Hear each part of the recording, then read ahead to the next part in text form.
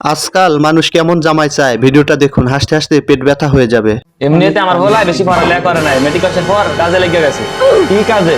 আসার সময় রাস্তার ডান পাশে একটা খালি ঘর দেখছেন না, সেখানে কাজ করে। अच्छा ওর হাতের কাজ অনেক ভালো। বাবা তোমার হাতের কাজটা একটু দেখা দে তো। ठीक है अरे मजा आएगा ना भिड़ो।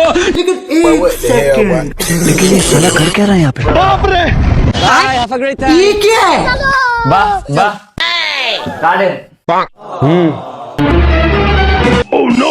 নয় করা কত দে 200 আচ্ছা